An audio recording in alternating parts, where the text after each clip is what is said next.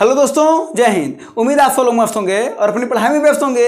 आज आप सभी को मैथ का प्रैक्टिस नंबर 23वां कराया जाएगा और इससे पहले हम आपको नाव धारा का कॉन्सेप्ट बता रहे हैं और उस कॉन्सेप्ट को सीख करके आप क्वेश्चन को जाइएगा, समझिएगा और लगाइएगा। और अगर आपको कॉन्सेप्ट को समझ में आ जाएगा तो निश्चित ही आपको उस चैप्टर के कई क्वेश्चन 60 से 70% क्वेश्चन आप लगा सकते हैं। तो आइए सबसे पहले कॉन्सेप्ट को समझते हैं, उसके बाद से हम लोग प्रैक्टिस करते हैं। तो सबसे पहले देखिए कॉन्सेप्ट किसका, नाव और धारा का। तो आइए समझते हैं कि आखिर नाव धारा का कॉन्सेप्ट होता क्या है। एक बहुत ही शार्ट तरीके से हम आपको बताएंगे और जहां से आपके कम से कम 60 से 70% सवाल आपके नाव धारा के लग जाएंगे, ठीक है ना। तो सबसे पहला बात देखते हैं। देखिए कह रहा है, मान लेते हैं नाव की जो चाल है, नाव की क्या चाल, इसको मान लेते हैं x किलोमीटर प्रति घंटा, कोई दिक्कत बिल्कुल भी नहीं है। फिर धारा की चाल, इसको मान लेते हैं y किलोमीटर प्रति घंटा। अब नाव धारा में जाहिर सी बात एक नाव की चाल होगी, पानी में एक नाव की चाल होगी और एक उसी की धारा की चाल होगी। तो वही हम बोले कि नाव की चाल x किलोमीटर प्रति घंटा मान लीजिएगा और धारा की चाल y किलोमीटर प्रति घंटा मान लीजिएगा। अब देखिए एक बात आती है समान दिशा में। समान दिशा का मतलब होता है धारा के साथ बहना, धारा के साथ बना। विपरीत दिशा का मतलब होता है धारा के विपरीत बना।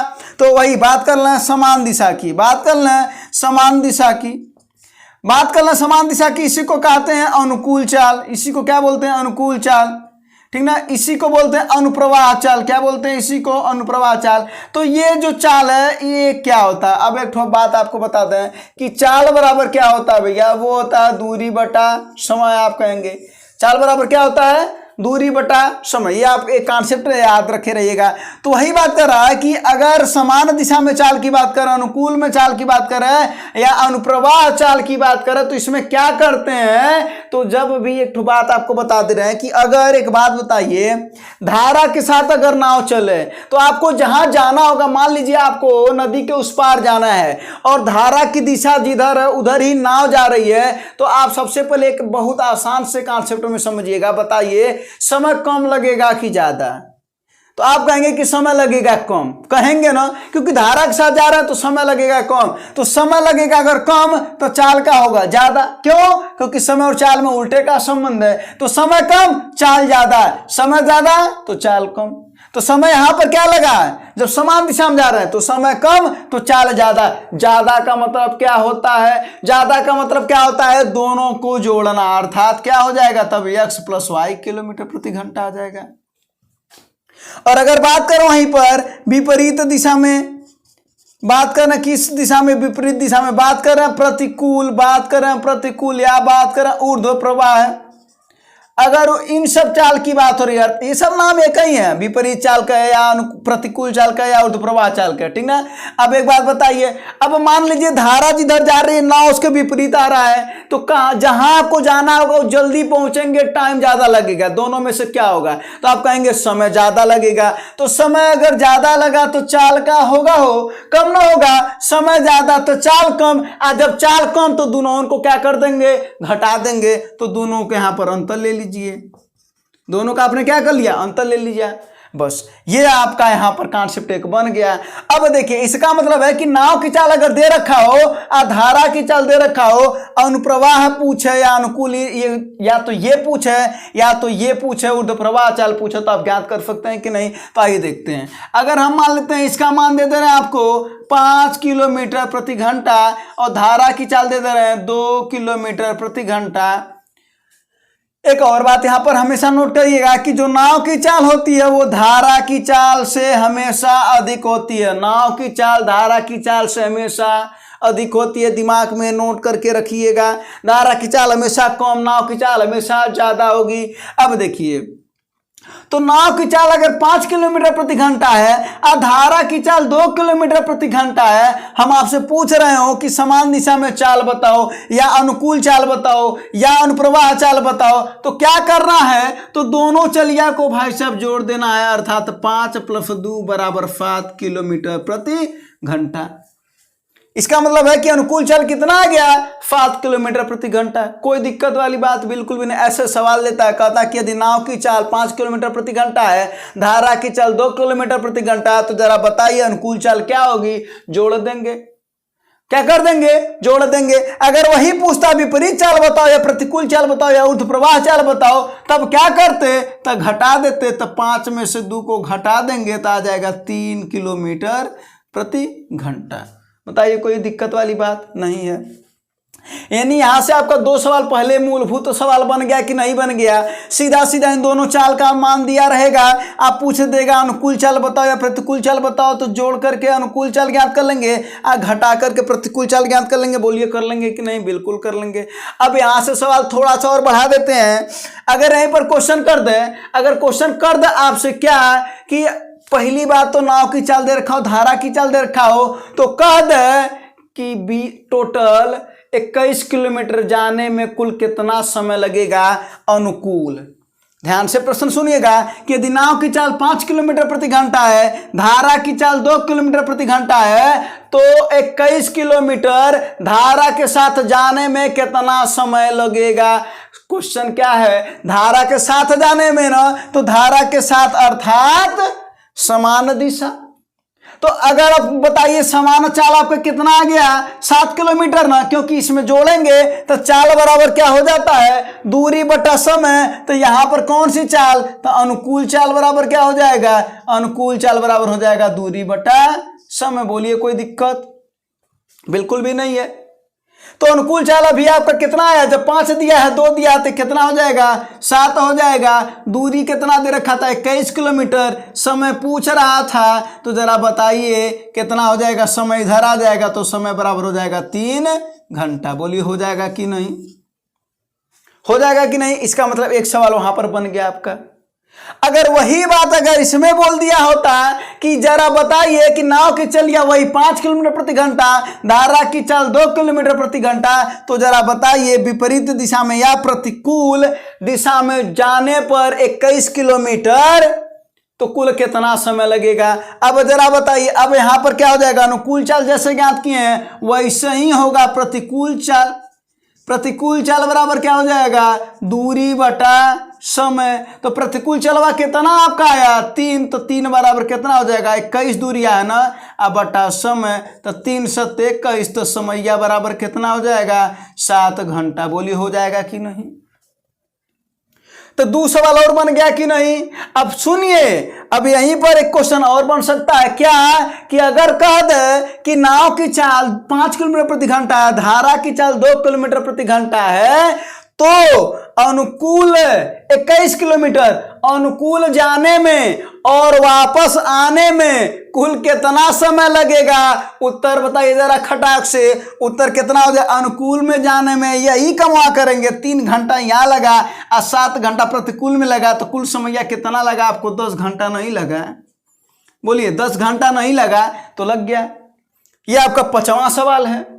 इसी पर जो बना जा सकता है, बना जा सकता है ना। कभी कभी क्या करता है, इस ऐसे भी सवाल बनाता है, अनुकूल चाल का सीधा सीधा मान दे देता है। जैसे मान लीजिए अनुकूल चाल का सीधा मान दे देगा, कह देगा कि 8 किलोमीटर प्रति घंटा है, ठीक ना। ये अनुकूल दे देगा, क्या दे देगा, अनुकूल अर्थात x + y दे दिया।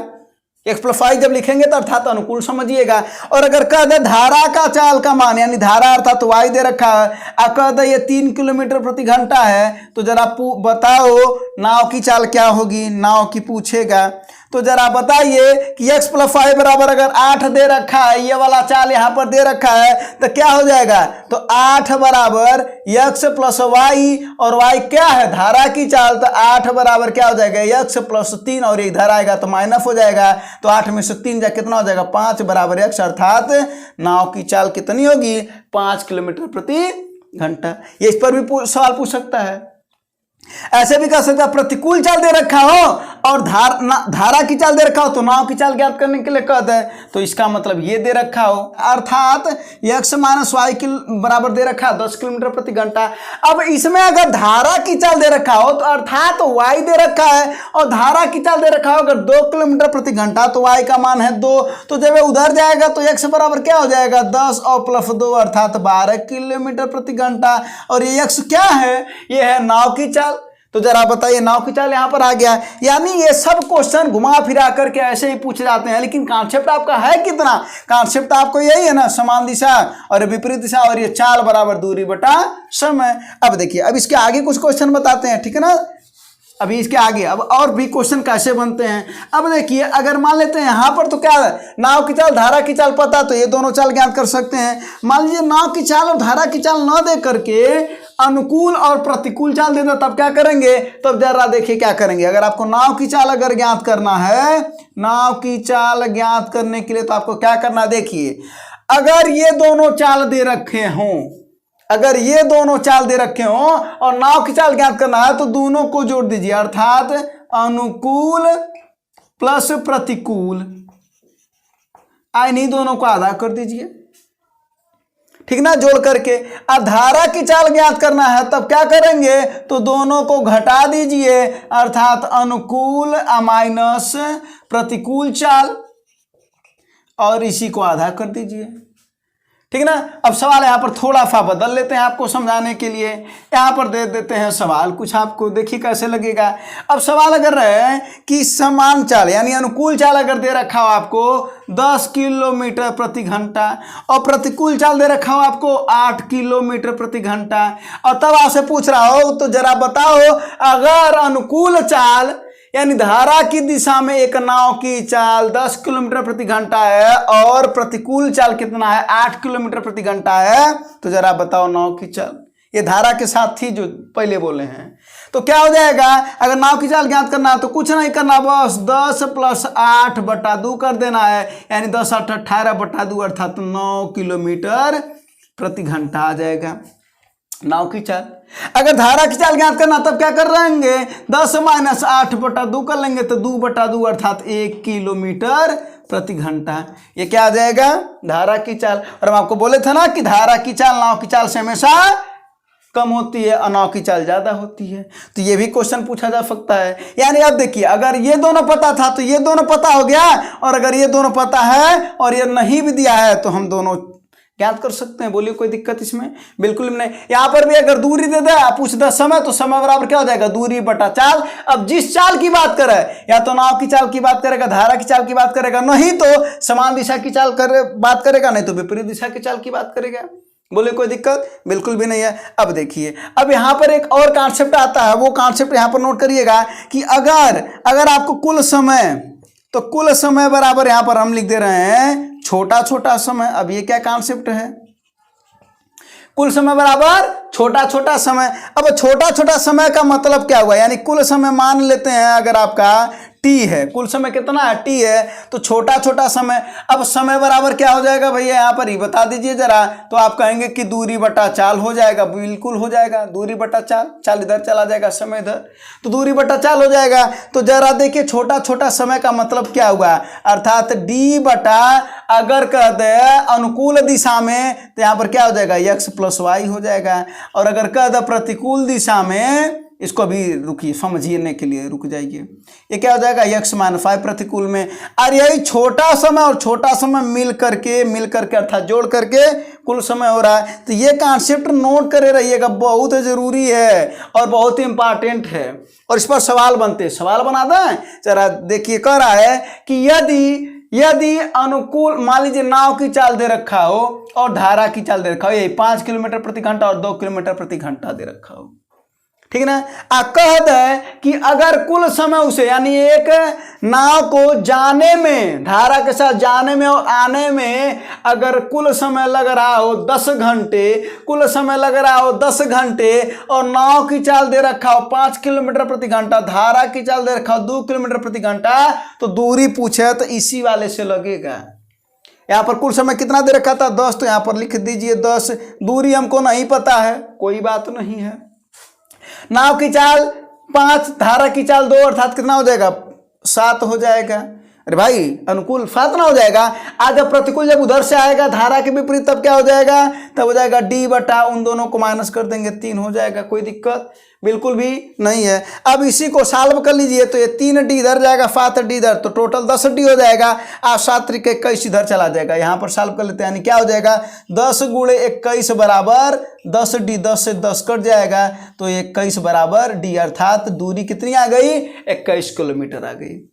तो ये वाला कॉन्सेप्ट नोट करिएगा, और इन्हीं कॉन्सेप्टों पर आपका सवाल बनता, तो इसको आप स्क्रीनशॉट भी ले सकते हैं और इसको अच्छे से समझ लीजिएगा। अब आपके कम से कम, हम सभी तो नहीं कर रहे हैं, लेकिन अगर आपको एक कॉन्सेप्ट समझ में आएगा तो मैक्सिमम आप सवाल लगा सकते हैं, नहीं तो 60 से 70% सवाल तो आप लगा ही सकते हैं। आप जाइएगा, किताब उठाइएगा, सवाल लगाइएगा, ठीक है ना, आपको सवाल ये लगेंगे और ऐसे ही सवाल उसमें बनाए जाते हैं, ठीक ना। अब इसके बाद से हम लोग प्रैक्टिस शुरू करते हैं।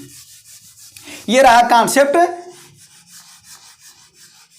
तो हमने ये सोचा ना कि आपकी जो परीक्षाओं में जो प्रैक्टिस, जो परीक्षाओं के लिए जो प्रैक्टिस कराया जा रहा ना, साथ साथ में आपको कुछ एक्स्ट्रा चीज़ें बताते चलें, ठीक ना। तो एक्स्ट्रा चीज़ों में ये समझ में आया कि आपको चलिए चैप्टर का चीज़ें बताते चलें, कुछ एक्स्ट्रा फार्मूले मिल जाएंगे उसको बताते चलेंगे आपको, ठीक है ना। अब बाकी जो सवाल से सवाल बनने वाले हैं वो तो हम आपको प्रैक्टिस के साथ साथ बताइबा करते हैं। तो बस इसी वजह से इसमें हमने नावधारा का कॉन्सेप्ट उठाया और उसको आपको समझा दिया। अब चैप्टर भी लगाइएगा, अब प्रैक्टिस तो हम करा ही रहे हैं, ठीक ना। अब शुरू करते हैं प्रैक्टिस। नावधारा पर नहीं, नावधारा पर प्रैक्टिस आप करिएगा, हम मिक्स प्रैक्टिस कराते हैं जो कि आपकी परीक्षाओं में इंपॉर्टेंट क्वेश्चन बन सकते हैं। आइए तो पहला क्वेश्चन जरा देखिए, क्वेश्चन क्या है। देखिए इसमें क्वेश्चन क्या करा, पहले तो हम कुछ कॉन्सेप्ट को बहुत बारीकी से समझ लेते हैं। पिघलाने वाले पर ना 2 सवाल बनता है, ठीक है ना। एक पूछा जाता है संख्या और एक पूछा जाता है या तो त्रिज्या पूछा जाएगा या तो ऊंचाई पूछा जाएगा, ठीक ना, या तो तिरछी ऊंचाई पूछा जाएगा, यानी कुछ उसमें एक पार्ट जो होगा ना वो पूछा जाएगा, यानी त्रिज्या ऊंचाई ये सब, ठीक ना। चलिए अच्छा, पिघलाया किसको जाता है, तो ये बात हमेशा नोट करिएगा, आयतन को पिघलाया जाता है। किसको पिघलाया जाता है, आयतन को, ठीक ना। तो बात करें अगर आयतन को पिघलाया जाता है, अगर संख्या पूछेगा तो संख्या के लिए हमेशा याद रखे रहिएगा बड़ा बटा छोटा। अब ये क्या मतलब हुआ, यानी बड़े का आयतन बटे छोटे का आयतन। यानी अगर गोला को पिघलाया जा रहा है, मान लेते हैं कि गोला को पिघलाया जा रहा है और क्या बनाया जा रहा हो, शंकु बनाया जा रहा हो, बाकी सब इसकी दिया रहेगा, त्रिज्या दिया रहेगा, ठीक ना। इसमें क्या होता है, त्रिज्या और ऊंचाई होता है ना, ये सब दिया रहेगा। तो अगर गोला को पिघला करके अगर शंकु बनाना है तो क्या हो जाएगा, गोले का आयतन ऊपर हो जाएगा, क्योंकि बड़ा उससे बनाया जा रहा है, तो गोले का आयतन ऊपर और शंकु का आयतन नीचे, वही हो जाएगा आपका ज्ञात संख्या। कोई दिक्कत बिल्कुल भी नहीं है। और अगर आपको त्रिज्या या ऊंचाई ज्ञात करना है तब आप क्या करेंगे उस दशा में, यानी तब गोले का आयतन बराबर क्या कर देंगे, शंकु का आयतन, कुछ ऐसा कर देंगे जिसको जिसमें कहा जाएगा, ठीक है ना। पिघलाने में जिसको जिसको, गोला को कहेगा शंकु में तो गोला बराबर शंकु कर देंगे, गोले को गोले में कहेगा तो गोला बराबर छोटा गोला, यानी जो भी गोला जो आगे आएगा, ठीक ना। तो ये आपका कॉन्सेप्ट चलता है। यानी पिघलाने पर 2 मूलतः सवाल बनाए जाते हैं, एक संख्या वाला पूछा जाता है, एक त्रिज्या या ऊंचाई वाला क्वेश्चन पूछा जाता है। तो अब देखिए इसमें क्या पूछा गया है, जरा वो कॉन्सेप्ट समझिए। इसमें क्या पूछा गया है, तार बना जा रहा है, यानी एक बेलनाकार धातु को पिघला जा रहा है और तार बना जा रहा है, और तार कैसा होता है, बेलनाकार होता है। तो आइए तो सबसे पहले यानी बेलन का हम आयतन समझ लेते हैं। तो बेलन का आयतन क्या होता है भैया, तो बेलन का आयतन होता है पाई आर स्क्वायर एच, ठीक ना। अब मान लेते हैं कि जो इधर बेलन पिघलाया जा रहा है, ठीक ना, ये बेलन का आयतन बराबर तार का आयतन, कोई दिक्कत बिल्कुल भी नहीं। और तार का आयतन भी क्या होता है, एक प्रकार का, ये भी एक बेलन ही है, ये भी क्या है, एक प्रकार का बेलन ही है। तो देखिए अब बेलन का आयतन लिख लेते हैं, तो इसको लिख लेते हैं पाई ये r1 स्क्वायर h1 कर लेते हैं और पाई r2 स्क्वायर h2 कर लेते हैं, कोई दिक्कत बिल्कुल में। यानी ये तार का त्रिज्या r2 है और इसका क्या है, ऊंचाई h2 है, और बेलन का जिसको पिघलाया जा रहा है शुरुआत में उसको क्या है, r1 है त्रिज्या और ये h1 है, कोई भी दिक्कत वाली बात बिल्कुल भी नहीं, पाई से पाई कट जाएगा। अब देखिए जो जो दिया गया उसको अच्छे से रखिएगा। और इसमें एक चीज और बात है, कहीं सेंटीमीटर दे रखा है, कहीं मीटर दे रखा है, उसी का ध्यान देना है आपको। तो जरा देखिए जिसको पिघलाया जा रहा है उसका व्यास दिया 14 सेंटीमीटर, तो त्रिज्या कितना हो जाएगा, व्यास का आधा होता है त्रिज्या। तो अगर 14 व्यास दे रखा है, अगर व्यास दे रखा है 14, तो त्रिज्या हो जाएगा आपका 7। तो क्या हो जाएगा, 7 का वर्ग हो जाएगा, यानी 7 × 7। और ऊंचाई कितना दे रखा है भैया, वो देखिए 15 सेंटीमीटर दे रखा है। इधर सब सेंटीमीटर में, कोई दिक्कत वाली बात नहीं है। अगले में आते हैं, इसका तार का व्यास पूछ रहा है, अर्थात यही पूछ रहा है, कोई दिक्कत भी नहीं है, ठीक ना। व्यास पूछ रहा है, अभी हम r2 स्क्वायर कर लेते हैं। अब देखिए ऊंचाई करा जिसकी लंबाई का मतलब है उसका ऊंचाई हुआ, तो क्या करा 60 मीटर। तो 60 मीटर अर्थात कितना सेंटीमीटर, तो 1 मीटर में 100 सेंटीमीटर होता है, तो अर्थात 60 × 100 सेंटीमीटर। बस अब इसी को कर लीजिए। तो देखिए 15 चौको 60, अब कुछ नहीं कटेगा तो सबको इधर भेज दीजिए, तो क्या हो जाएगा 7 × 7 अब बटे 4 × 100 बराबर r2 स्क्वायर। कोई दिक्कत वाली बात बिल्कुल भी नहीं है। तो अब यहाँ से r2 स्क्वायर बराबर ये है। अब यहाँ से अगर हम बात करें r2 बराबर क्या हो जाएगा, तो जरा देखिए करणी में हो जाएगा ना, ये सब चीजें करणी में हो जाएगा ना, तो करणी में हो जाएगा तो 7 ऊपर से बाहर निकल जाएगा, 4 में से क्या निकलेगा बाहर 2, 100 में से बाहर क्या निकलेगा 10, अर्थात आपका क्या आ गया 7/20। अब देखिए 7/20 सेंटीमीटर है, उत्तरवा दिया है मिलीमीटर में, तो 1 सेंटीमीटर में कितना मिलीमीटर होता है, तो वो होता है आपका कितना 1 सेंटीमीटर में, ठीक ना। 1 सेंटीमीटर में आपको क्या दे रखा है, हाँ सेंटीमीटर का मिलीमीटर पूछ रहा ना, तो 1 सेंटीमीटर बराबर 10 मिलीमीटर होता है। तो हमको मिलीमीटर में आंसर चाहिए, तो क्या हो जाएगा गुणे 10 कर लेंगे, तो ये कितना हो जाएगा 2, यानी 7/2, अर्थात आपका कितना आ गया, हाँ कितना आ गया 3.5 सेंटीमीटर। कोई दिक्कत नहीं है। तो ये आपका आ गया त्रिज्या, किसका, उस तार का त्रिज्या आ गया 3.5 सेंटीमीटर। और आपको पूछ क्या रहा है, व्यास पूछ रहा है, तो व्यास क्या होता है त्रिज्या का 2 गुना, सही है ना। तो d बराबर होता है 2 × r, तो हो जाएगा 2 × 3.5 अर्थात 7 यानी 7 मिलीमीटर। कोई दिक्कत वाली बात बिल्कुल भी नहीं है। तो बस आपको ये बातें समझ में आई कि क्या संख्या वाले पर एक सवाल बनता है और एक त्रिज्या वाले पर। तो देखिए यहाँ पर हम आयतन को आयतन के बराबर कर दिए, अगर संख्या पूछा होता तो बड़ा बटे छोटा कर दिए होते, आंसर आ जाता, ठीक है ना। चलिए अच्छा, यहाँ पर एक पैमाना हम आपको बता देते हैं, ठीक है ना, कुछ फार्मूले भी बता देते हैं और एक पैमाना भी बता देते हैं साथ साथ में आपको। तो कुछ फार्मूलों को नोट कर लीजिए, कुछ स्पेशल जो फार्मूले होता है ना उसको नोट कर लीजिए। तो जरा बेलन की बात कर लें, तो बेलन का आयतन नोट करिएगा, फार्मूला क्या होता है πr²h। अगर यहाँ पर वक्र पृष्ठ की बात करें तो वक्र पृष्ठ क्या होता है 2πr/h। अगर बात करें संपूर्ण पृष्ठ की, तो संपूर्ण पृष्ठ क्या होता है 2πr कोष्टक में h + r होता है। ये बेलन की बात हो गई। अगर बात करो वहीं पर किसकी, शंकु की, तो शंकु का आयतन क्या होता है भैया, वो होता है 1/3 πr²h। अगर बात करें इसके वक्र पृष्ठ की, तो वक्र पृष्ठ कितना होता है πr/l। अगर बात करें संपूर्ण पृष्ठ की, तो संपूर्ण पृष्ठ कितना होता है πr कोष्टक में l + r होता है। अगला नोट करिएगा, शंकु हो गया, अगला हो गया गोला। तो गोले का अगर आयतन की बात करें तो कितना होता है 4/3 πr³ होता है। अगर इसके संपूर्ण पृष्ठ की बात करें तो ये होता है कितना 4πr², ठीक ना। अगला नोट करिएगा, अगर यहाँ पर बात कर अर्धगोला की, तो अर्धगोले का जो आयतन होता है वो क्या होता है, अर्धगोले का आयतन वो नोट करिएगा 2/3 πr³ होता है। अगर इसके पृष्ठ की बात करें यानी इसके संपूर्ण पृष्ठ की बात करेगा तो क्या होता है 3πr², अगर इसके संपूर्ण पृष्ठ की बात करेगा। अगला नोट करिएगा, अगर घनाभ का आयतन दे रखा है, घनाभ का आयतन, तो नोट करिएगा फार्मूला क्या होता है लंबाई गुणे चौड़ाई गुणे ऊंचाई होता है। अगर इसका क्या बात करें पृष्ठीय क्षेत्र, पृष्ठीय अगर क्षेत्रफल की बात करेगा तो क्या होता है फार्मूला 2 × LB + BH + HL होता है। अगर इसके विकर्ण की बात करें तो विकर्ण का फार्मूला क्या होता है उसको नोट करिएगा, कर्ण में L² + B² + H²। अगर यहीं पर घन की बात करें तो घन का आयतन क्या होता है, तो घनाभ और घन में एक बात होती है, जानते हैं क्या, तीनों भुजाएं जब बराबर हो जाती है ना तो वह घन बन जाता है। इसका मतलब तीनों भुजाएं बराबर कर दीजिए ना तो घन बन जाएगा, अर्थात क्या हो जाएगा L × L, उसी को आप लिखते हैं L को मान लीजिए भुजा, तो भुजा का क्यूब होता है। अगर पृष्ठीय क्षेत्र की बात करें तो पृष्ठीय क्षेत्र में इसमें भी बराबर कर देंगे तो L × L यानी L², ये भी L², ये सब L हो जाएंगे ना। यहाँ पर क्या होता है L = B = H, यानी तीनों भुजाएं बराबर हो जाती है। तो भुजा गुणे भुजा, भुजा², 3 भुजा² ना, तो 3 भुजा² गुणे 2 अर्थात 6 × भुजा²। अगर बात करें इसके विकर्ण की, तो विकर्ण को नोट करिएगा, क्या हो जाएगा भुजा² + भुजा², यानी 3 भुजा², भुजा बाहर निकल जाएगा, यानी क्या हो जाएगा कर्ण में 3 फंस जाएगा, तो कर्ण में 3 × भुजा। ये इतने आपके फार्मूले बेसिकली होते हैं जिस पर क्वेश्चन आपको बनाए जाते हैं, और क्वेश्चन कई तरीके से बनाए जाते हैं। एक तो सिंपल क्वेश्चन बनाए जाते हैं जो दिया रहता है, एक पिघलाने पर बनाए जा सकते हैं। पिघलाने में हमेशा ना याद करिएगा आयतन को पिघलाया जाता है, किसको, आयतन को, हर जगह, ठीक है ना, आयतन को पिघलाया जाएगा, ये बात याद रखिएगा, ठीक है ना। कभी भी हमेशा एक हम आपके लिए क्वेश्चन छोड़ दें, उसका आंसर हम आपको बता देंगे अगले वाले सीरीज में।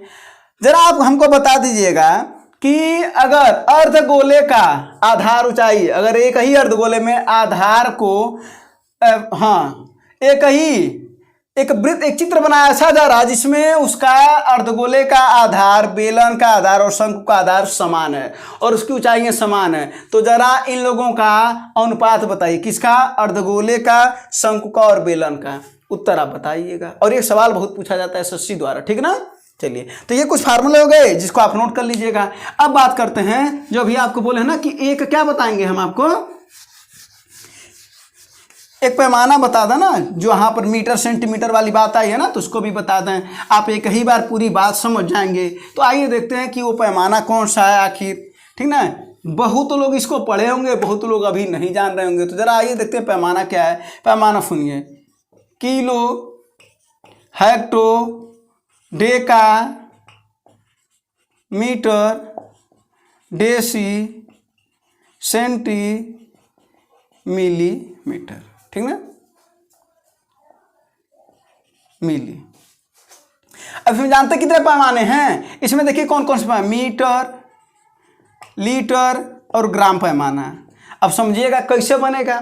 अगर मान लीजिए आपको मीटर पैमाना बनाना है, अगर आपको कौन सा पैमाना बनाना है, मीटर, कौन सा मीटर, तो देखिए यहाँ पर क्या हो जाएगा, सबके आगे मीटर जोड़िए, अर्थात किलोमीटर, हेक्टोमीटर, डेकामीटर, मीटर नहीं कहेंगे, मीटर, डेसीमीटर, सेंटीमीटर, मिलीमीटर, ठीक है। अगर आपको ग्राम पैमाना बनाना तो किलोग्राम, हेक्टोग्राम, डेकाग्राम, ग्राम, डेसीग्राम, सेंटीग्राम, मिलीग्राम।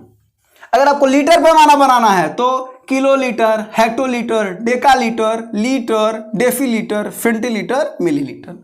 पैमाना समझ में आया। अब जरा देखते हैं, अगर आप नीचे आएंगे ना तो 10 की जो घात होगी समझिएगा बढ़ेगी।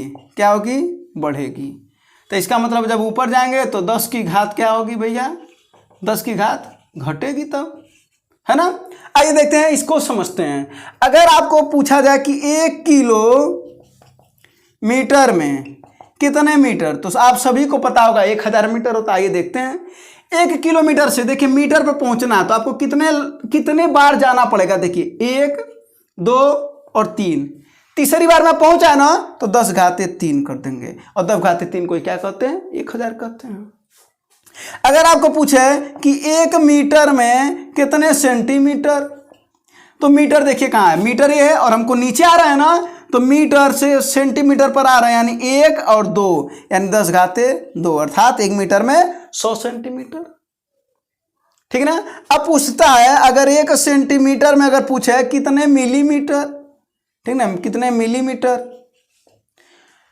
सेंटीमीटर ये है, मिलीमीटर ये है। सेंटीमीटर से जस्ट 1 कदम की दूरी पर है, अर्थात 10 पर 1 अर्थात 10 मिलीमीटर। वही जो आपको बताया इसके पहले वाले सवाल में। यानी आप समझ में आ गया ना आपको। अगर क्वेश्चन सीधा कर दे कि 1 किलोमीटर में कितना सेंटीमीटर, तो क्या हो जाएगा हो, 1 किलोमीटर में हम पूछ रहे हैं कितना सेंटीमीटर। जरा देखिए 1, 2, 3, 4, 5 यानी 10 घाते हैं 5 सेंटीमीटर। कोई दिक्कत वाली बात नहीं है। अब देखिए जरा ऊपर आते हैं। अब ऊपर वाले में देखिए क्या है, ऊपर वाले में 10 की घात घट जाएगी, अर्थात अब देखिए अगर क्वेश्चन करता हूं ऊपर वाले से, यानी 1 मीटर में अगर हम पूछें कितने किलोमीटर, कितने किलोमीटर। अब देखिए क्या पूछ रहे हैं, 1 मीटर में पूछ रहे हैं किलोमीटर ना, तो देखिए कितनी बार में जा रहा है उसको छोड़िए, 1, 2 और 3 यानी 10 घाते माइनस हो जाएगा। 10 घाते 3 तो होगा, लेकिन 10 की घात घट जाएगी, अर्थात वही ऋण, वो एक तरीका है, ठीक ना। अब ये नहीं कि घात घट जाएगी अर्थात कुछ और सोच लीजिएगा, बस उसका मतलब ऋण हो जाएगा, ऋणात्मक हो जाएगा, ठीक है ना।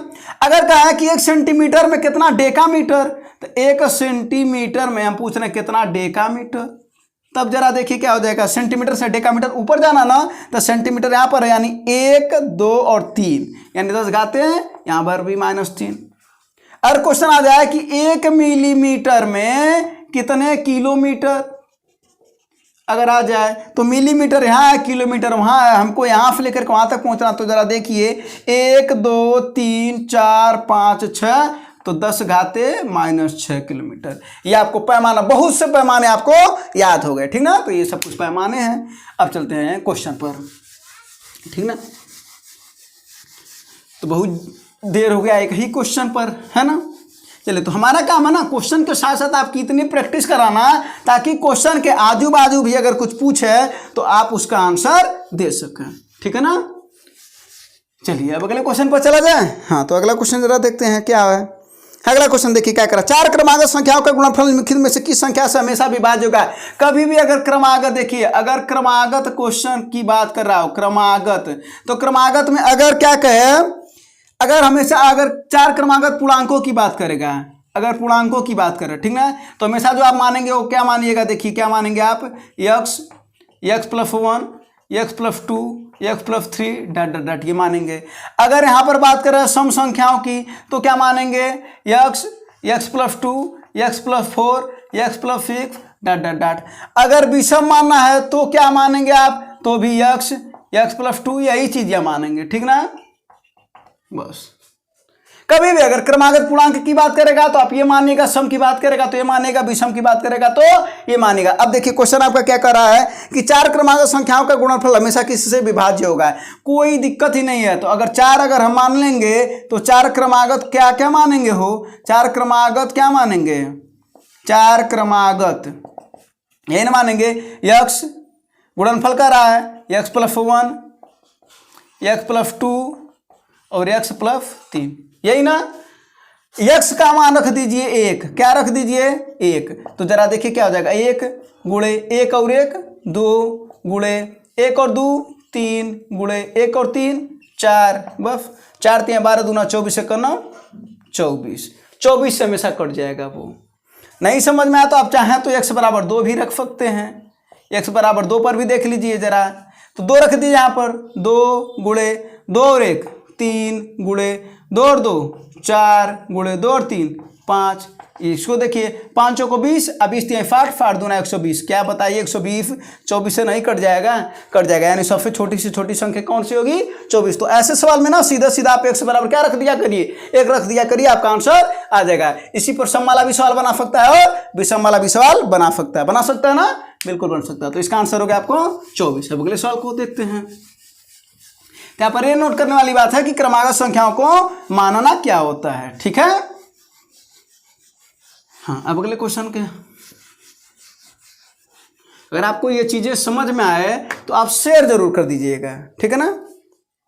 चलिए अगले क्वेश्चन की बात करें। हाँ जरा देखिए कर रहा है, ए और बी वाले चावल जिसका मूल्य क्रमशः 35 रुपया और 65 रुपया है को मिश्रित किया जाता है। यानी एक ए है और एक बी है, एक का दाम है 35 रुपया और एक का है 65 रुपये प्रति किलो। आप दोनों को जब मिक्स किया गया तो हम आपसे बार बार बोल चुके हैं आपको कौन सा मेथड लगाना, एलिगेशन मेथड, तो लगा दीजिए एलिगेशन मेथड। और ये 50 रुपये में मिश्रित किया जा रहा है, बस कुछ नहीं करना है आपको। अंतर निकाल लीजिए, अंतर कितना है इसका 15 और इसका अंतर कितना आया 15, अनुपात ज्ञात कर लीजिए कितना आया 1:1। कोई दिक्कत बिल्कुल भी नहीं है। अच्छा, इसी पर ना 2 सवाल और बनाए जाते हैं, वो बता दे रहे हैं कैसे। यही ए रहेगा बी रहेगा, यहाँ पर भी कर लेते हैं ए और बी। इन सब चीज़ों में कोई बदलाव नहीं होगा। यानी ये 30 रुपये में हमें 35 था ना, 35 में बिकेगा और ये 65 में, और ये भी 35 में और ये 65 में। यहाँ पर बस बात करेगा, यहाँ पर जानते क्या बात करेगा वो सुन लीजिए।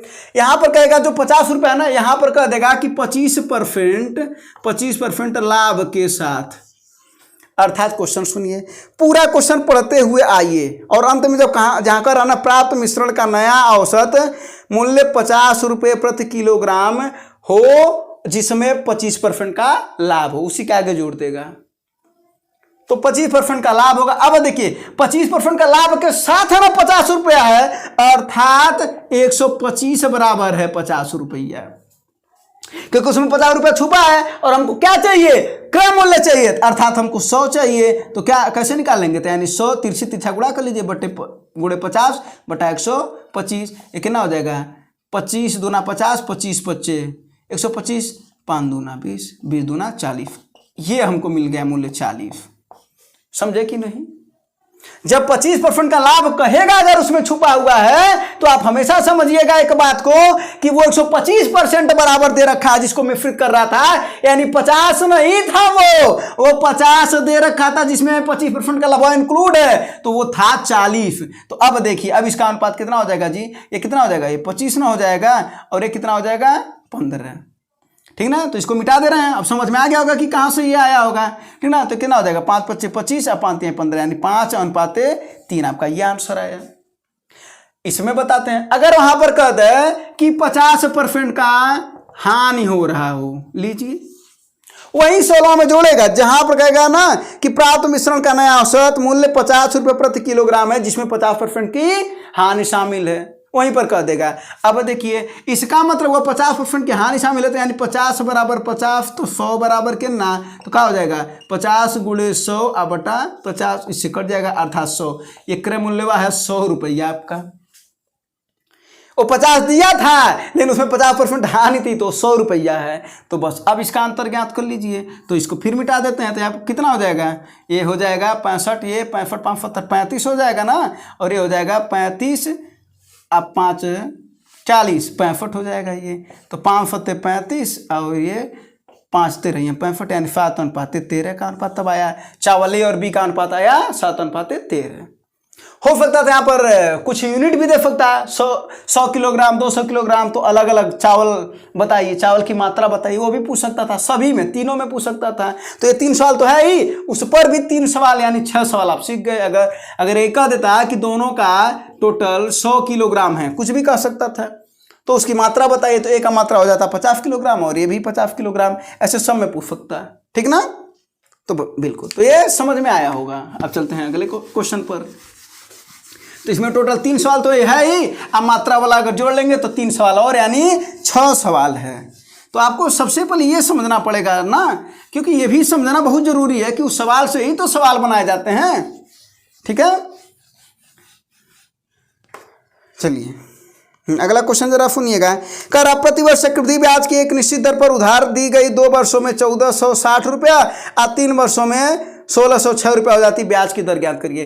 कभी भी अगर चक्रवृद्धि ब्याज की बात करें, कभी भी, और अगर इसमें दर ज्ञात करना हो, क्या ज्ञात करना हो, दर ज्ञात करना, तो आप सबसे पहले क्या लिखिएगा, हमेशा बाद वाला मिश्रधन यानी बाद वाला मिश्रधन बटे पहले वाला मिश्रधन बराबर 1 + r/100 समय का अंतर। ये नोट कर लीजिएगा। क्या बोले हैं कि कभी भी अगर चक्रवृद्धि ब्याज में अगर ऐसा सवाल दे और दर पूछे तो आप क्या करेंगे, बाद वाला मिश्रधन बटे पहले वाला मिश्रधन बराबर 1 + r/100 समय का अंतर। तो बस अब देखिए बाद वाला मिश्रधन कितना है, वो है 1606 रुपया। अब पहले वाला कितना है 1460 रुपया, और ये क्या हो जाएगा 1 + r/100 समय का अंतर कितना है, 2 वर्ष और 3 वर्ष का अंतर कितना होता है 1 वर्ष। कोई दिक्कत ही नहीं है। 2 से काटिए, 2 × 8 16 और 2 × 3 6 और 2 × 7 14 2 × 3 6 और ये कितना हो जाएगा, हाँ यही ना, हाँ बस। अब ये देखिए ये आपका आ गया 803/730 और ये 1 इधर कर दें, -1 बराबर r/100। कोई दिक्कत बिल्कुल भी नहीं है।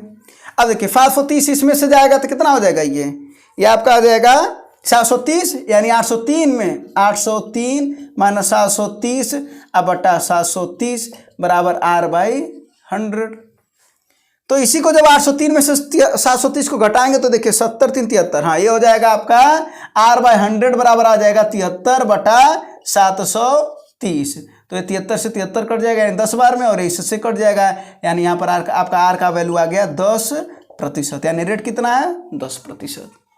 कोई दिक्कत बिल्कुल भी नहीं है।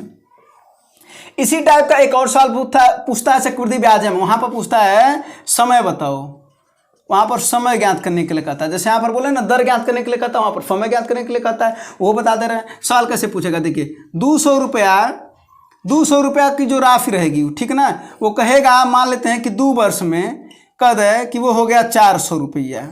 कितना होगा 400 रुपया। तो पूछे तो वही रसिया कितने समय में कितना कर दें, 800 कर दें, चलिए 800 कर देते हैं, 800 रुपया हो जाएगी। ध्यान से सुनिएगा, चक्रवृद्धि ब्याज में क्वेश्चन करेगा कि यदि 200 रुपया चक्रवृद्धि ब्याज में यदि 200 रुपया 2 वर्ष में 400 रुपया हो जाती है तो कितने वर्षों में वो 800 रुपया हो जाएगी। सवाल का एक रूप और भी कर सकता है कि यदि कोई राशि अपने की 2 गुनी 2 वर्ष में होती है तो 4 गुनी कितनी हो जाएगी। तब कोई दिक्कत नहीं है, वही मान लेते हैं अपनी 100 रुपया है और कह रहा 2 वर्षों में कितनी हो जा रही है 2 गुनी अर्थात 200, तो पूछ रहा 4 गुनी अर्थात 400 ना कितने वर्षों में हो जाएगी। बतिया वही, अगर ये लगा लेंगे तो नहीं लगा लेंगे, बिल्कुल लगा लेंगे। तो देखिए करते क्या हैं, तो जो ये 200 है ना इसको ऊपर लिखिए, यानी 200 बटा 400 करिए, इधर भी वही कमा करिए, यानी 200 बटा 800 करिए, दोनों को बराबर कर दीजिए। और जो घतवा है ना इसको 1 बटा लिख दीजिए, अर्थात 2 वर्ष है ना तो 1 बटा 2, ये n है ना तो 1 बटा n, बस इतना आपको काम करना। कोई दिक्कत है इसमें नहीं है ना, तो कर लीजिए। हाई कितनी बार में कट जाएगा 2 बार में, हाई कितनी बार में ये कितनी बार में, सॉरी 4 बार में कटेगा ना, 4 बार में कटेगा। तो ये देखिए क्या हो जाएगा 1 बटा 2 पर कितना घात 1 बटा 2, और ये कितना हो जाएगा 1 बटा 4 है ना, तो 1 बटा 4 को लिख सकते हैं 1 बटा 2 का होल स्क्वायर लिख सकते हैं ना। अरे भाई 1 बटा 2 का होल स्क्वायर करेंगे तो 1 बटा 4 नहीं आएगा, तो ये हम करें 1 बटा 4 को 1 बटा 2 का होल स्क्वायर लिख सकते हैं, तो घतवा चढ़ जाएगा ऊपर, तो यानी क्या हो जाएगा 1 बटा 2 पर 2 बटा n घात। अब देखिए आधार बराबर है तो घात भी क्या होते हैं बराबर होते हैं, तो घतवा को बराबर कर लीजिए, यहाँ से यहाँ लेते आ रहे हैं, तो क्या हो जाएगा 1 बटा 2 बराबर 2 बटा n, तो तिरछा गुणा करेंगे तो n बराबर 4 वर्षों में ऐसा कुछ कारनामा हो जाएगा कि 200 की राशि 800 रुपया हो जाएगी। और वो वाला सवाल आप लगा सकते हैं, ठीक है ना। तो इस पर 2 तरीके के बेसिकली सवाल आते हैं। चक्रवृद्धि ब्याज में एक बार दर पूछेगा और एक बार समय पूछेगा। तो दर को ज्ञात करने के लिए आपका ये कॉन्सेप्ट है और समय को ज्ञात करने के लिए आपका ये कॉन्सेप्ट है, यहाँ तक है ना, ये यहाँ वाला कॉन्सेप्ट है, यहाँ तक समझ लीजिए। बाकी तो कैलकुलेशन हम तो बार बार कहते हैं, सवाल के 2 पार्ट होते हैं, एक कॉन्सेप्ट और अगला कैलकुलेशन। जो कॉन्सेप्ट खत्म होता है तुरंत कैलकुलेशन, जो कॉन्सेप्ट आपको समझ में आ जाता है कैलकुलेशन वाला बात है, ठीक है ना। तो ये दोनों आपको कॉन्सेप्ट एकदम अच्छे से रखिएगा। अगर कहेंगे कि समय का अंतर मान लीजिए सर 2 वर्ष हो तो कोई दिक्कत नहीं, 2 आ जाएगा, इधर कुछ ना कुछ ऐसा रहेगा जो वर्गमूल टाइप का दिया रहेगा, ठीक है ना। चलिए तो इसका भी आंसर आपको मिल गया और इस पर 2 सवाल बनाए जाते हैं, कोई दिक्कत वाली बात नहीं है।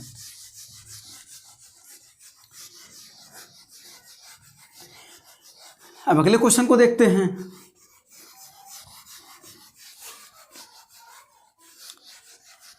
बोर तो नहीं हो रहे हैं ना, बिल्कुल हो रहे होंगे, है ना।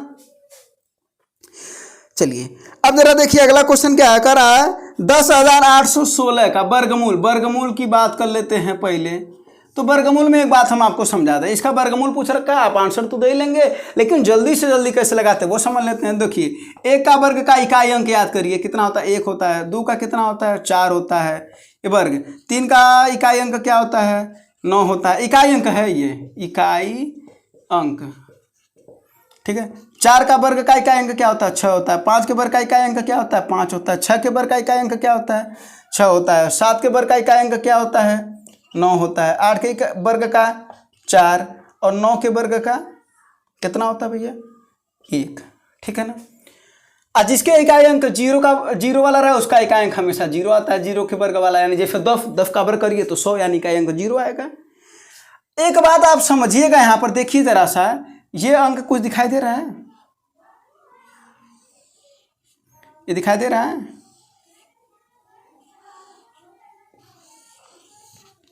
अर्थात इनकी रिपीटेशन हो रही है। देखिए 4 6 का, 3 का इसके साथ, 2 वाला 8 वाले के साथ, 1 वाला 9 वाले के साथ रिपीटेशन हो रहा है ना। अब एक बात बताइए कुल कितने अंक होते हैं, अगर बात करें तो कुल कितने अंक होते हैं, तो 0 1 2 3 4 5 6 7 8 और 9, ये इतने अंक होते हैं टोटल। इसका मतलब आपको 10 अंक होते हैं। इस 10 अंकों में जरा देखिए कि कौन कौन से ऐसे अंक हैं जिनका वर्गमूल होता है इकाई अंक में। इसका मतलब 0 का होता है, सही बात है, 1 का होता है, सही बात है, 2 कहीं है, बिल्कुल भी नहीं, 2 का नहीं होता है, 2 का नहीं होता, 3 का देखिए जरा सा कहीं भी है नहीं होता है, 4 का होता है, 5 का होता है, 6 का होता है, 7 का नहीं होता है, 8 का कहीं है, इसमें 8 नहीं है, इसका भी नहीं होता है, 9 का होता है।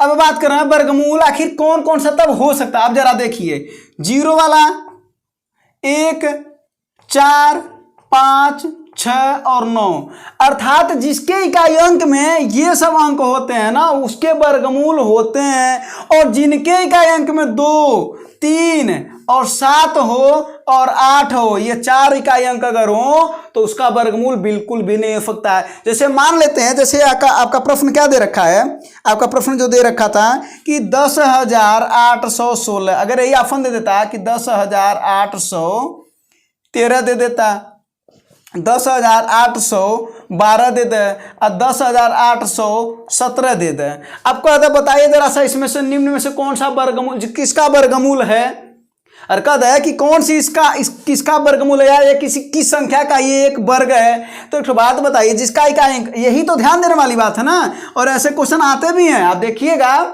यही तो ध्यान देने वाली बात है। जिसके भी इकाई अंक में 2, 3, 7, 8 उसके वर्गमूल बिल्कुल भी नहीं हो सकते हैं। तो देखिए 2, 3, 7 ये सब वर्गमूल नहीं हो सकते, यही वर्गमूल हो सकता है। तो पहली बात तो आप ये भी सीख गए। अब आते हैं आपके सवाल पर, आपको जो अब बताना था वो समझिएगा।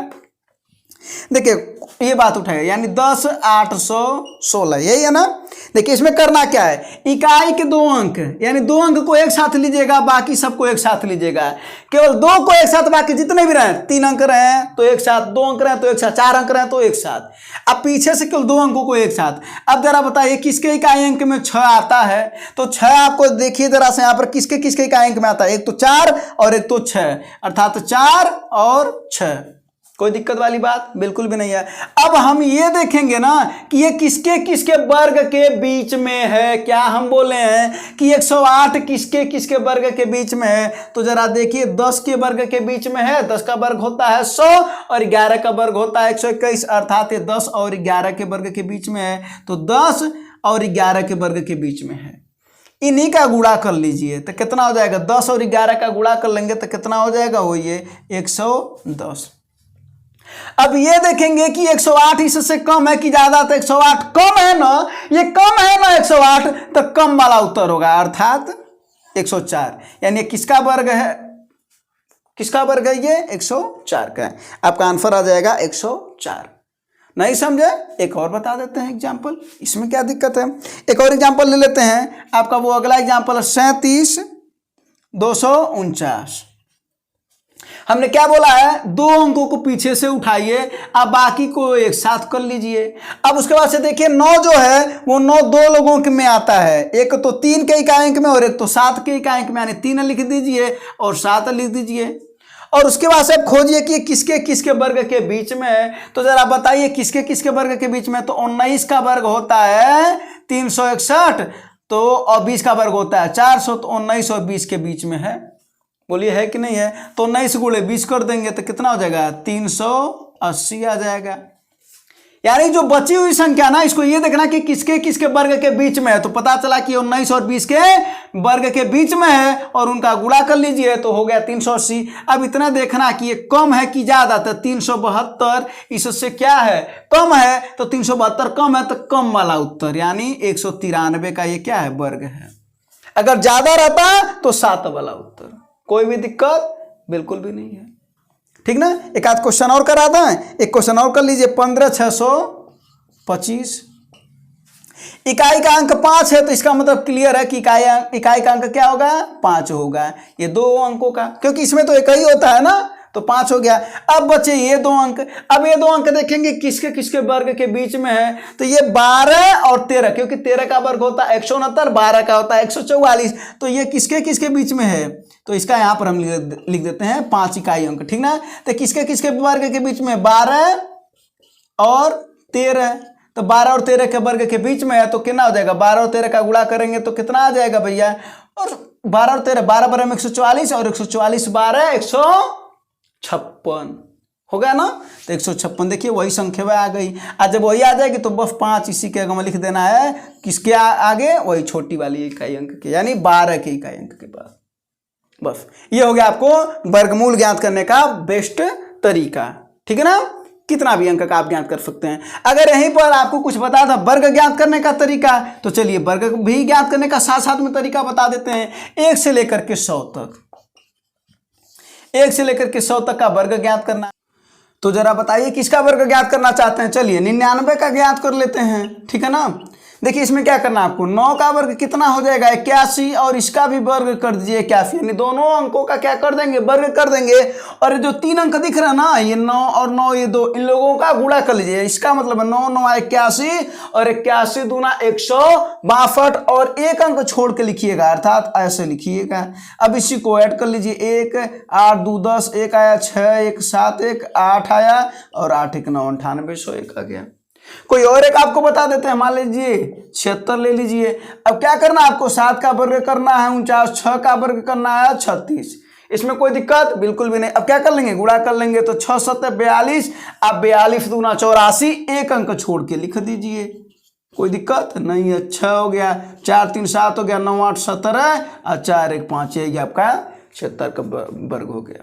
तो ये भी आप सीख गए, ठीक है ना।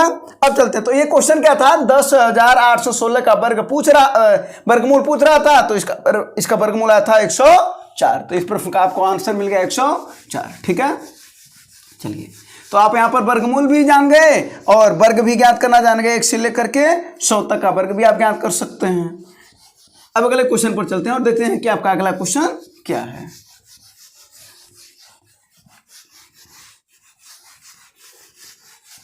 हाँ, तो देखिए अगला क्वेश्चन आपका, अगला क्वेश्चन क्या कर रहा है, एक वस्तु को 2% तथा 18% के लाभ में बेचने पर विक्रय मूल्य में 3 का अंतर है, तो दोनों के विक्रय मूल्य का अनुपात बताएं। और कभी भी अगर ऐसा पूछे कि विक्रय मूल्य का अनुपात बताएं, कभी भी अगर विक्रय मूल्य का अनुपात बताएं और उनका अंतर दे रखा हो, तो अंतर को यहाँ पर उस अंतर से चाहे तो आप बेसिक से भी लगा सकते हैं, अदरवाइज यहाँ पर अंतर को ये सोचिए ना कि दिया ही नहीं गया है। तो सीधा सीधा बात करते हैं, 2% का कर रहा है लाभ, और एक बार क्या कर रहा है 18% का लाभ। तो ये विक्रय मूल्य, अगर 2% का लाभ अर्थात कुल विक्रय मूल्य कितना हुआ 102, 18% का लाभ तो 118, यही पूछ रहा है बस। 2 5 10, 2 1 9 2, 2 5 10 और 2 9 18, यानी कितना है 51:59 आपका अनुपात आ गया। यानी जब भी अंतर दे रखा रहेगा ना अगर विक्रय मूल्यों का, तो आप उसको इग्नोर करिएगा, सीधा सीधा जो लाभ दे रखा है उन्हीं का अनुपात ज्ञात कर ले। अगर हानि दे रखा होता है तो हानि कर लेते, 100 में से घटा देते, यहाँ पर लाभ दिया था तो 100 में से जोड़ दिए, ये भी 100 में जोड़ दिए, और वही अनुपात आ गया। तो विक्रय मूल्यों का अनुपात आ गया 51:59, ठीक है। अब अगले क्वेश्चन की बात करते हैं।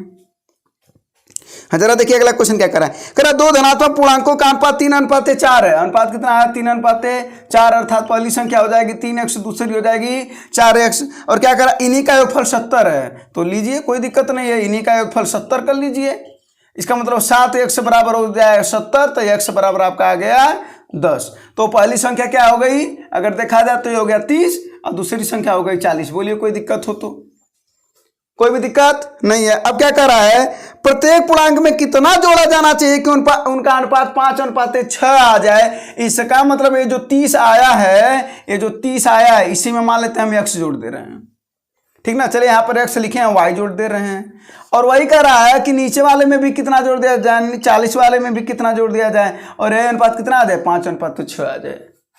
इनका रहा कि उन लोगों में कितना जोड़ दिया जाए कि अनुपात 5:6 आ जाए। तो बस कुछ नहीं करना है, ये हो जाएगा 180 प्लस 6y, और बराबर ये हो जाएगा 200 प्लस 5y।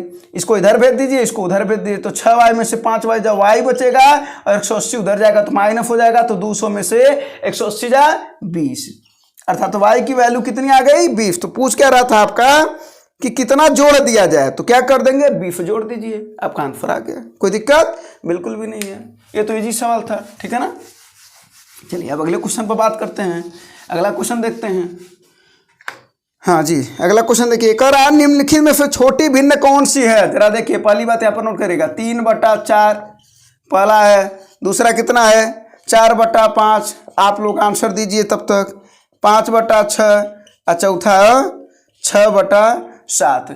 कभी भी अगर ऐसे सवाल में अंतर बराबर हो, देखिए अंतर इन लोगों का कितना है, अंतर देखिए कितना इन लोगों का, अंतर बराबर हो, अर्थात यहाँ पर अंतर 1 है ना।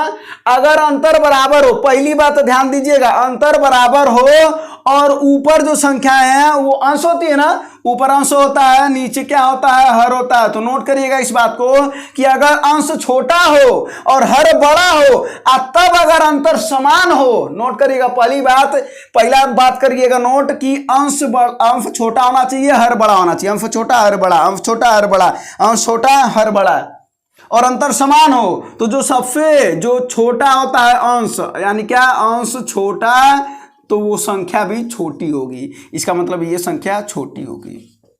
तो बड़ा कौन होगा, तो जो सबसे बड़ा हो गया, यानी ये बड़ा संख्या होगा। ये बात समझ में आए। अगला बात, इसी को उल्टा कर देते हैं, यानी 4/3 कर लेते हैं, 5/6 कर लेते हैं, 6 ये कितना है, सॉरी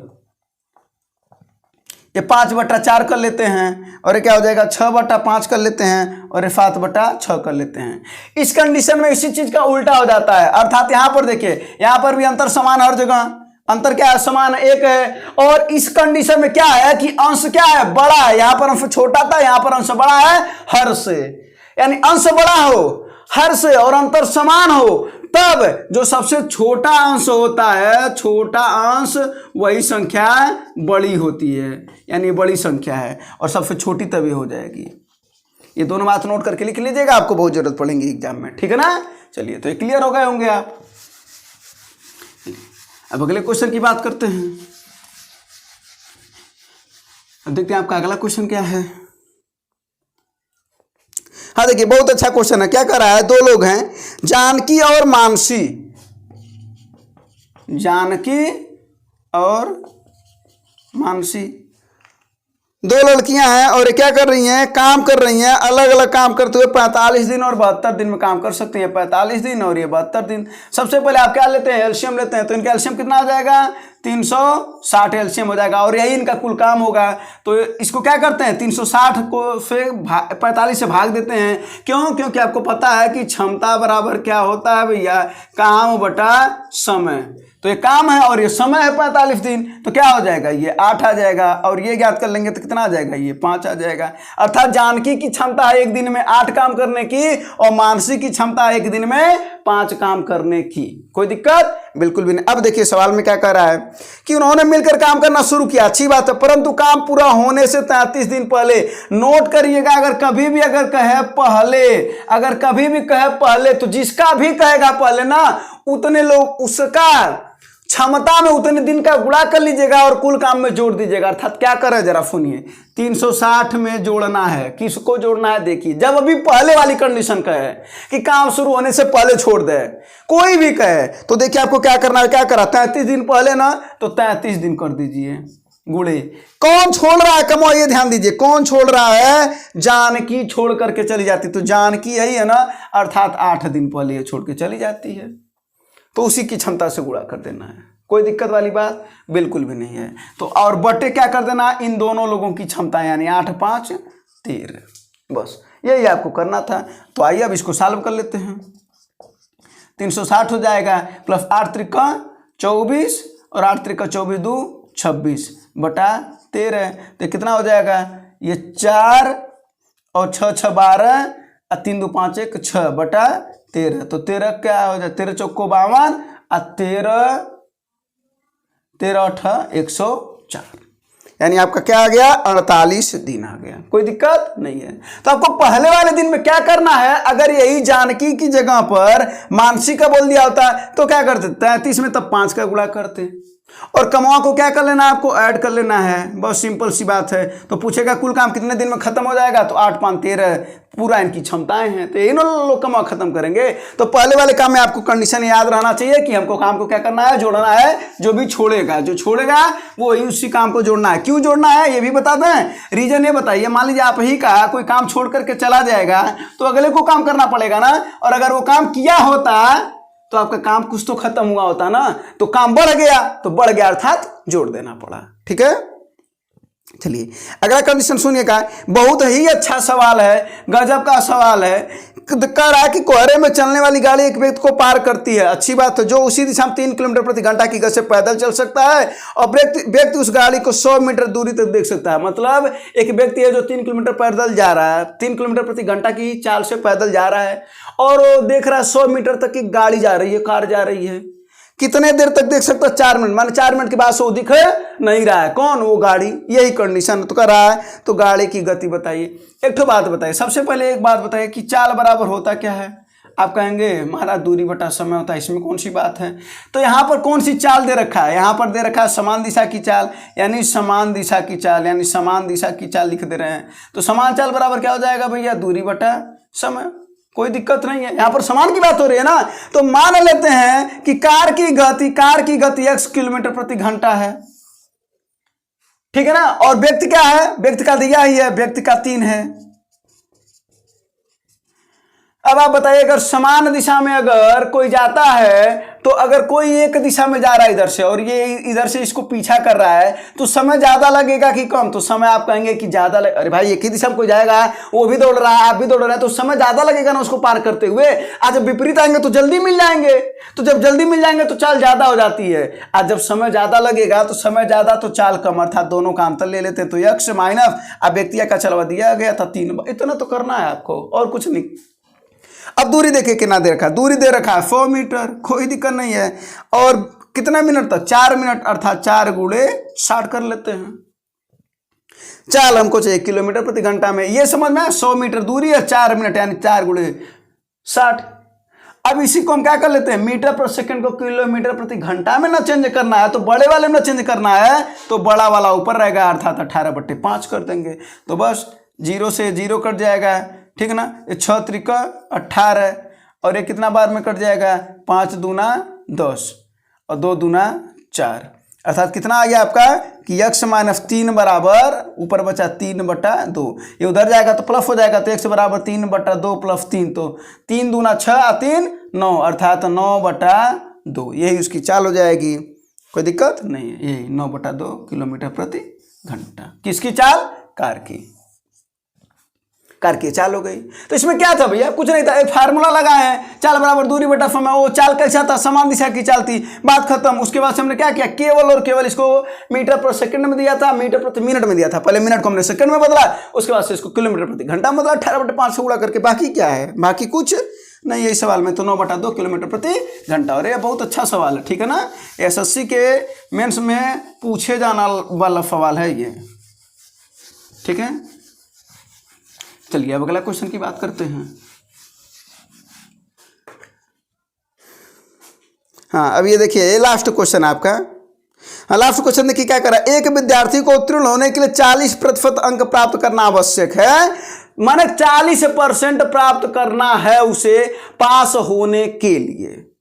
तो हुआ क्या? उसे एक परीक्षा में 40 अंक मिले, 40 अंक मिले और 40 अंकों से फेल हो गया।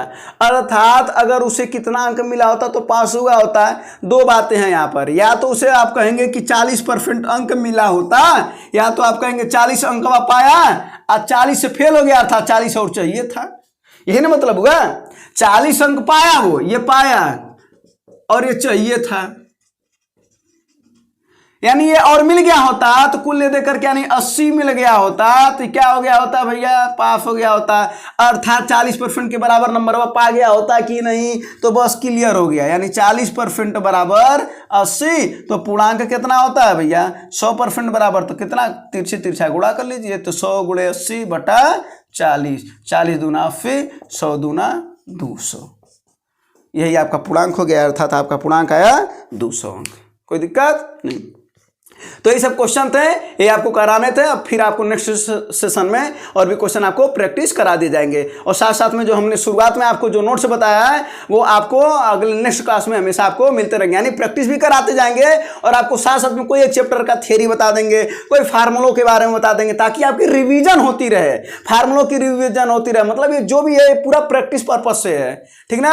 अगर चैप्टर वाइज वाला अगर आप चाहते हैं तो उसको भी आप कमेंट में बताइएगा, हम चैप्टर वाइज वाला भी आपको बना देंगे, लेकिन ये प्रैक्टिस पर्पज है, ठीक है ना। अदरवाइज आप सोचेंगे कि शुरुआत में आप बताएं नावधारा का कॉन्सेप्ट, उसके बाद से नावधारा का तो कॉन्सेप्ट, उसके बाद से एको क्वेश्चन कराया ही नहीं, तो वो क्यों कराया, वो क्यों बताएं? वो आपके लिए बताए हैं, वो आप करिए जा करके, ठीक है ना। तो ऐसे आपको यानी रिवीजन कराना है, फार्मूलों को भी बता देना, कॉन्सेप्ट बता देना, आप सवाल लगाइएगा और प्रैक्टिस तो ये जो है वो चलता रहेगा, ठीक है दोस्तों। तो ये सब आपको बताना था। धन्यवाद, जय हिंद।